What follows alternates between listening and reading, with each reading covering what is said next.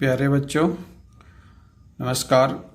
आज हम क्षितिज भाग 1 के अंतर्गत संकलित पाठ लासा की ओर के प्रश्नोत्तरों पर चर्चा करेंगे।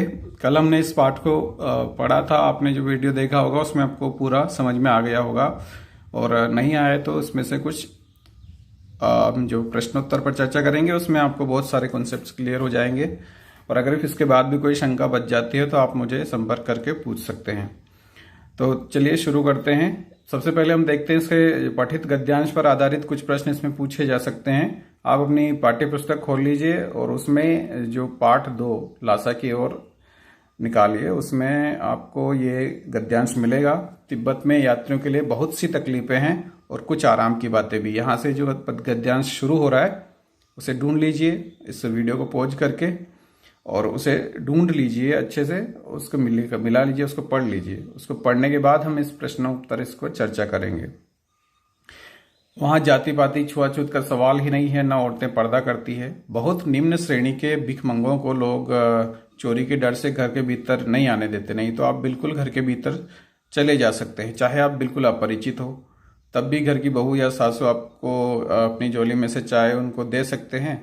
वो आपके लिए उसे पका देगी। मक्खन और सोडा नमक दे दीजिए, वह चाय चोंगे में कूट कर उसे दूध वाली चाय के रंग की बना देगी और फिर मिट्टी के टोटीदार बर्तन में आपको दे देगी।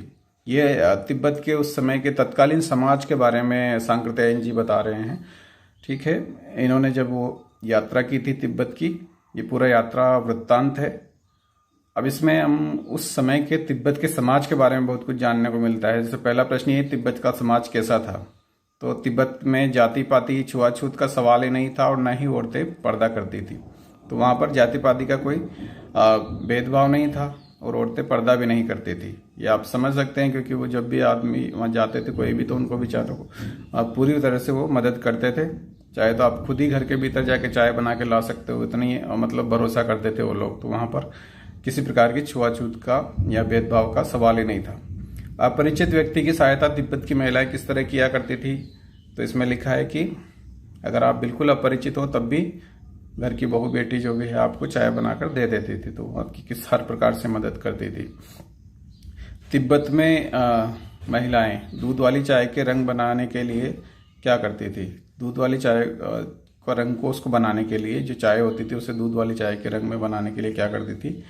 तो इसके लिए वो मक्खन और सोडा नमक का इस्तेमाल करती थी। उसमें मक्खन डाल देती थी, सोडा नमक डाल देती थी, तो वो दूध वाली चाय की तरह दिखती थी।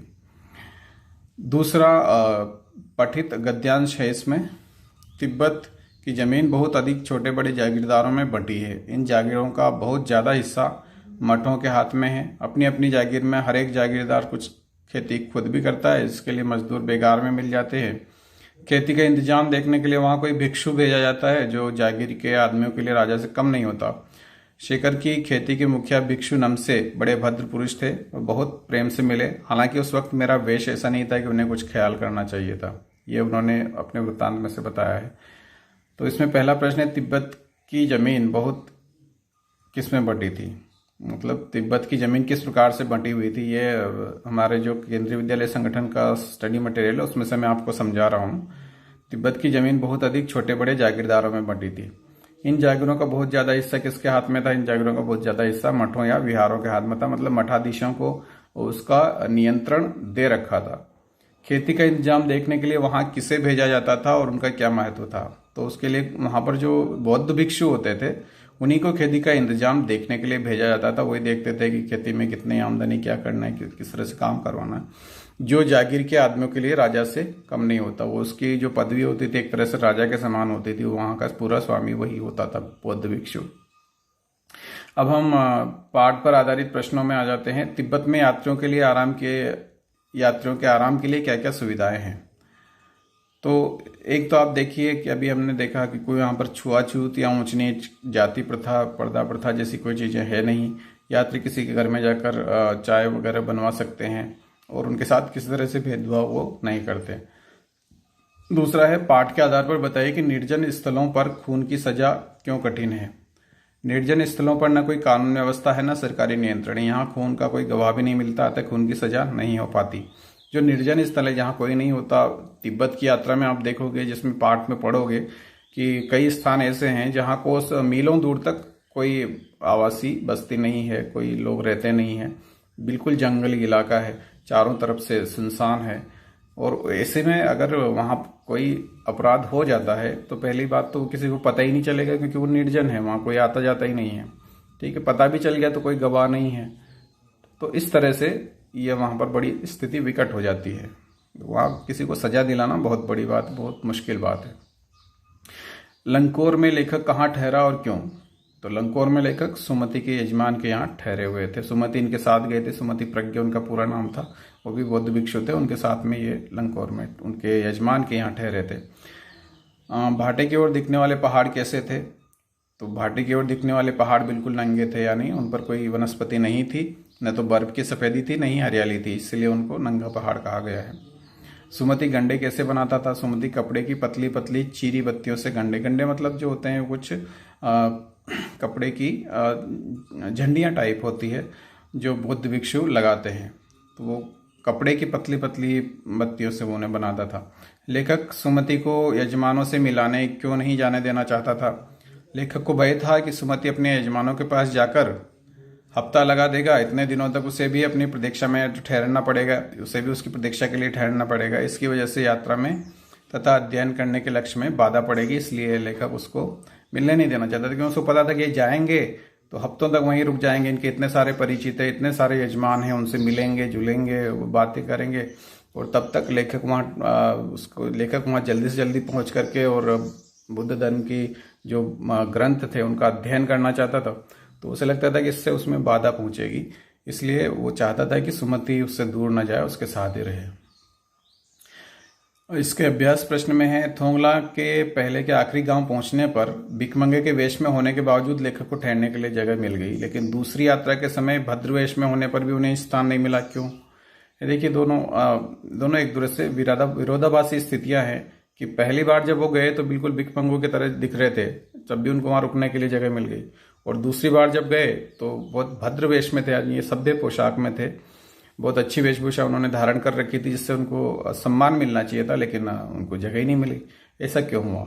तो देखिए, इसका मुख्य कारण था संबंधों का महत्व। तिब्बत में इस मार्ग पर यात्रियों के लिए एक जैसी व्यवस्थाएं नहीं थी, इसलिए वहां जान पहचान के आधार पर ठहरने का उचित स्थान मिल जाता था। पहली बार लेखक के साथ बौद्ध भिक्षु सुमति थे। सुमति की वहां अच्छी जान पहचान थी, पर 5 साल बाद बहुत कुछ बदल गया था। भद्रवेश में होने के बावजूद उन्हें उचित स्थान नहीं मिला, उन्हें बस्ती के सबसे गरीब झोंपड़ी में रुकना पड़ा। ये सब उस समय के लोगों की मनोवृत्ति के बदलाव के कारण ही हुआ होगा। वहां के लोग शाम होते ही छंग पीकर होश खो देते थे, और सुमति भी साथ नहीं थे। तो एक तो है कि ऐसे समय पे लोग गए शाम के समय कहा जाता है कि ज्यादातर लोग वहां पर नशा वगैरह, जो छंग होता है, एक प्रकार का नशा होता है, वो कर लेते थे, और उसके बाद उनको ज्यादा होश खास रहता नहीं है, इसलिए शायद उनका इतना सम्मान नहीं हुआ। उस समय में तिब्बत में हथियार का कानून न रहने के कारण यात्रियों को कैसा भय बना रहता था? तो तिब्बत में पहाड़ों की यात्रा सुरक्षित नहीं थी, लोगों को डाकुओं का भय बना रहता था। डाकू पहले लोगों को मार देते थे और फिर देखते थे कि उनके पास पैसा है या नहीं। ये देखिए कितनी विकट स्थिति थी, कितनी मुसीबत वाली स्थिति थी कि पहले डाकू लोगों को मारते थे, उसके बाद चेक करते थे, उसके बाद देखते थे कि इस व्यक्ति के पास कुछ पैसा है या नहीं है। तिब्बत में हथियार रखने संबंधी कोई कानून नहीं था, इस कारण लोग खुलेआम पिस्तौल बंदूक आदि रखते थे। साथ ही वहां अनेक निर्जन स्थान भी थे जहां पुलिस का प्रबंध नहीं था। लेखक, अगला प्रश्न है, लेखक लंकोर के मार्ग में अपने साथियों से क्यों पिछड़ गया? तो उसके 2 कारण हैं। एक तो घोड़ा उनका जो था बहुत सुस्त था, बहुत आलसी था, बहुत धीरे चल रहा था, इस वजह से लेखक अपने साथियों से बिछड़ गया और रास्ता भूल गया। रास्ता भटक कर 1.5 मील गलत रास्ते पर चले गए, जिन्हें वहां से वापस आना पड़ा। वो एक पीछे चल रहे थे, घोड़ा धीरे चल रहा था, जिसके कारण वो पीछे रह गए और फिर गलत रास्ते पर भी लग गए, और फिर बहुत 1.5 मील आगे जाने के बाद फिर उन्हें पता चला कि नहीं, मैं तो गलत रास्ते पर आ रहा हूँ। फिर वो लौट कर आए, इसलिए उन्हें बहुत समय लग गया। लेखक ने शेखर विहार में सुमति को उनके यजमानों के पास जाने से रोका, लेकिन दूसरी बार ऐसा प्रयास नहीं किया। एक बार तो रोकते हैं लेखक और दूसरी बार नहीं रोकते हैं, तो ऐसा क्यों? लेखक ने शेखर विहार में सुमति को यजमानों के पास जाने से इसलिए रोका था क्योंकि अगर वह जाता तो उसे बहुत वक्त लग जाता और उससे लेखक को 1 सप्ताह तक उसकी प्रतीक्षा करनी पड़ती। परंतु दूसरी बार लेखक ने उसे रोकने का प्रयास इसलिए नहीं किया क्योंकि वे अकेले रहकर मंदिर में रखी हुई हस्तलिखित पोथियों का अध्ययन करना चाहते थे। ठीक है, तो पहली बार जब है वो रास्ते में जा रहे हैं, ठीक है, और उस समय वहाँ पर उनको लग रहा था शेखर विहार में कि वो यजमानों के पास जाएंगे, बहुत समय तक वो रुक जाएंगे। लेकिन दूसरी बार वो मंदिर में पहुंच गए थे और वहाँ पर उनको हस्तलिखित पोथियाँ मिल गई थी जिनको वो पढ़ना चाहते थे। उनको कोई मतलब नहीं था कि कितने दिनों आप रुकें, उतने दिन रुकें, उन्हें उस समय कोई बाधा नहीं आनी थी। अपनी यात्रा के दौरान लेखक को किन कठिनाइयों का सामना करना पड़ा? तो देखिए, इस तिब्बत यात्रा में लेखक को कौन सी कठिनाइयों का सामना करना पड़ा वो हम इसमें देखेंगे। एक तो आप देखेंगे कि जगह जगह रास्ता कठिन तो था ही, साथ में परिवेश भी बिल्कुल नया था। कठिन रास्ता किस प्रकार से था आप देखिए, वहाँ पर जब चढ़ते थे तो एक तरफ से तो जब बर्फीले पहाड़ हैं तो उधर से बिल्कुल शरीर ठंडा हो जाता था भाग एक, और जिधर से सूर्य की रोशनी पड़ती थी, धूप पड़ती थी, उधर बिल्कुल गर्म हो जाता था। तो एक हिस्सा आपका बिल्कुल गर्म है और दूसरा हिस्सा नरम है, ठंडा है। तो ये एक बहुत बड़ी मुश्किल थी। साथ ही निर्जन रास्ता होता था, कोई दूर दूर तक कुछ नहीं, बस्ती नहीं, कुछ भी नहीं। अगला था उनका घोड़ा जो था बहुत सुस्त था, बहुत धीरे चल रहा था, उसके कारण वो उनके साथियों से बिछड़ गया और रास्ता भी भूल गया। तीसरा था डाकू जैसे दिखने वाले लोगों से भीख मांगनी पड़ी थी उनको, जो सो ठीक है कि उन्हें लगा कि वो मार डालेंगे, तो वो वहाँ पर वो उनके सामने भिक्षुकों के वेश में भिक्षुकों के जैसी वाणी निकाल कर उनसे कुछ मांगने लगता था कि उनको लगता था कि तो बेचारा भीख मंगा है, इसको छोड़ दो। नहीं तो वो पहले मारते थे, फिर देखते थे कि कोई है कि नहीं इसके पास। भिखारी के वेश में यात्रा करनी पड़ी, ठीक है। भिखारी के वेश में इसलिए यात्रा करनी पड़ी क्योंकि कोई भी राहगीर मिला तो वो पहले मार डालते थे उनको, अगर लगता था कि ये यात्री है तो, क्योंकि यात्री होगा तो कुछ पैसा होगा, कुछ घेवर होगा, कुछ ना कुछ होगा इसके पास, तो इसलिए उनको भिखारी के वेश में यात्रा करनी पड़ी। समय से न पहुंचने पर सुमति के गुस्से का सामना करना पड़ा, तेज धूप में चलना पड़ रहा था, ठीक है। वापस आते समय लेखक को रुकने के लिए उचित स्थान भी नहीं मिला था, मिला लिखा है लेकिन नहीं मिला था उसमें। प्रस्तुत यात्रा वृत्तांत के आधार पर बताइए कि उस समय का तिब्बती समाज कैसा था। छठा प्रश्न है आपका कि तिब्बत का समाज उस समय का कैसा था। तो इसमें देखिए, तिब्बत के समाज में छुआछूत, जाति पाति आदि कुप्रथाएं नहीं थी। सारे प्रबंध की देखभाल कोई भिक्षुक करता था। वो भिक्षु जागीर के लोगों में राजा के समान सम्मान पाता था। उस समय तिब्बत की औरतें पर्दा नहीं करती थी। उस समय तिब्बत की जमीन जो है जागीरदारों में बटी हुई थी, जिसका ज्यादातर हिस्सा मठों के हाथ में होता आया था। मैं अब पुस्तकों के भीतर था। नीचे दिए गए विकल्पों में कौन सा इस वाक्य का सही अर्थ बतलाता है? लेखक पुस्तकें पढ़ने में रम गया था। लेखक पुस्तकों की शेल्फ के भीतर चला गया। लेखक के चारों ओर पुस्तकें ही थी। पुस्तक में लेखक का परिचय और चित्र छपा था। तो मैं पुस्तक के भीतर था, यानी लेखक पुस्तक पढ़ने में रम गया था। लेखक पुस्तक पढ़ने में तल्लीन हो गया था उसको फिर, और बाकी चीज़ों का कुछ ख्याल नहीं रहा था। वो बिल्कुल पूरी तरह से पुस्तक पढ़ने में ही अपना ध्यान एकाग्र कर चुका था। रचना के अंतर्गत दिया गया है, सुमति के यजमान और अन्य परिचित लोग लगभग हर गांव में मिले। इस आधार पर आप सुमति के व्यक्तित्व की किन विशेषताओं का चित्रण कर सकते हैं? तो इससे सुमति के बारे में क्या पता चलता है कि उनके पहचान के लोग उनको हर जगह मिल रहे थे। इसका मतलब उसके व्यक्तित्व में क्या खासियत थी, उनके व्यक्तित्व में ऐसी क्या विशेषता थी कि जिसके कारण वो जहां जाते थे वहां उनके परिचित लोग मिल जाते थे। तो देखिए, ये उत्तर देखिए इसका, सुमति के यजमान और अन्य परिचित लोग हर गांव में लेखक को मिले। इससे सुमति के व्यक्तित्व की अनेक विशेषताएं प्रकट होती है। जैसे सुमति मिलनसार एवं हंसमुख व्यक्ति थे। आप साधारण सी बात है कि मिलनसार व्यक्ति रहेगा, हंसमुख व्यक्ति रहेगा, तभी उसके ज्यादातर परिचित लोग रहेंगे। अगर बिल्कुल ही दुखी और गमगीन और क्रोधी स्वभाव का इंसान रहेगा तो उसके ज्यादा मित्र भी नहीं रहेंगे, सब उनसे दूर रहेंगे। सुमति के परिचय और सम्मान का दायरा बहुत बड़ा था। जगह जगह उनका परिचय था, सब जगह से लोग उनका सम्मान करते थे। वो बौद्ध भिक्षु थे एक। सुमति उनके यहाँ धर्मगुरु के रूप में सम्मानित थे, तो इसके कारण भी लोगों के दिल में उनके प्रति आदर की भावना थी। सुमति सबको बोध गया का गंडे प्रदान करते हैं, जो लोग गंडे को पाकर धन्य अनुभव करते थे। बोध गया के जो झंडे होते थे जो वो सबको देते थे। इसके कारण लोग उनको अपने आप को गौरवान्वित महसूस करते थे कि ये हमने मिला है ये बोध गया का। तो उसके कारण भी सुमति स्वभाव से सरल, मिलनसार, स्नेही और मृदु रहा होगा, तभी लोग उसे उचित आदर देते होंगे। ये बिल्कुल ही सामान्य समझ की बात है कि जो व्यक्ति सरल रहेगा, मिलनसार रहेगा, स्नेही स्वभाव का, सबसे मिलजुल, सबसे स्नेह से मिलेगा, मृदुल स्वभाव का रहेगा, तभी लोग उसको आदर सम्मान देंगे।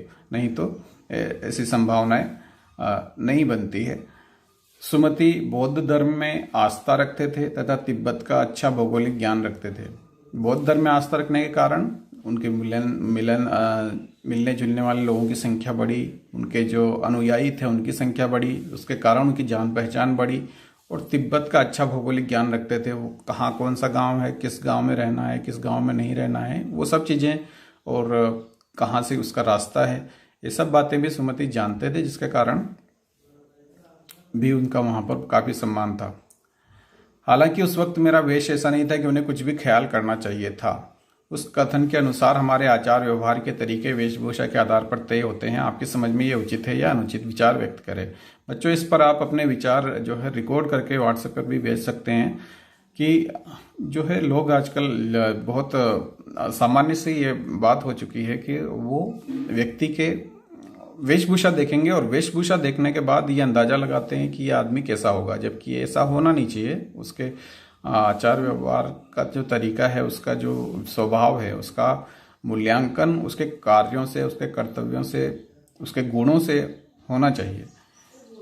तो ये सामान्यतः लोगों में एक धारणा बन गई कि पहली बार मिलने वाले व्यक्ति का आकलन उसकी वेशभूषा देखकर किया जाता है। हम अच्छा पहनावा देखकर किसी को अपनाते हैं तो गंदे कपड़े देखकर उसे धिक्कारते हैं। लेखक भिखमंगों के वेश में यात्रा कर रहा था, इसलिए उससे ये अपेक्षा नहीं थी कि शिखर विहार का भिक्षु उसे सम्मानपूर्वक अपनाएगा। लेकिन जब हम उसे देखें तो मेरे विचार से वेशभूषा देखकर व्यवहार करना पूरी तरह ठीक नहीं है। अनेक संत महात्मा और भिक्षु साधारण वस्त्र पहनते हैं, किंतु वे उच्च चरित्र के इंसान होते हैं, पूज्य होते हैं। हम पर पहला प्रभाव वेशभूषा के कारण ही पड़ता है। उसी के आधार पर हम भले बुरे की पहचान करते हैं, परंतु अच्छी वेशभूषा में कुत्सित विचारों वाले लोग भी आ सकते हैं। गरीब व्यक्ति भी चरित्र में श्रेष्ठ हो सकता है। वेशभूषा सब कुछ नहीं है। कीचड़ में खिलने पर भी कमल अपनी सुंदरता बनाए रखता है। अगला प्रश्न है, यात्रा वृत्तांत के आधार पर तिब्बत की भौगोलिक स्थिति का शब्द चित्र प्रस्तुत करें। वहां की स्थिति आपके शहर राज्य से कैसे भिन्न है। तो तिब्बत भारत के उत्तर में स्थित है, जो नेपाल का पड़ोसी देश है। इसकी सीमा भारत और चीन से लगती है। तिब्बत पहाड़ी प्रदेश है। यह समुद्र तट से 16-17 हजार फुट की ऊंचाई पर स्थित है। इसके रास्ते ऊंचे नीचे और बीहड़ है। पहाड़ों के अंतिम सिरों और नदियों के मोड़ पर खतरनाक सूने प्रदेश बसे हुए हैं। यहाँ मीलों मील तक कोई आबादी नहीं होती। एक और हिमालय की बर्फीली चोटियां दिखाई पड़ती है, दूसरी ओर ऊंचे ऊंचे नंगे पहाड़ खड़े हैं। तिंगी एक विशाल मैदान है जिसके चारों ओर पहाड़ ही पहाड़ है। यहाँ बीच में एक पहाड़ी है जिस पर देवालय स्थित है। देवालय को पत्थरों के ढेर, जानवरों के सींगों और रंग बिरंगे कपड़ों से सजाया गया है। और अंतिम जो प्रश्न है कि आपको किसी स्थान की यात्रा की है तो उसके अनुभव आपको लिखना है, या आप गृह कार्य में लिखेंगे स्वयं, या आपने कहाँ की यात्रा की है उसके बारे में आप इसका वर्णन करें।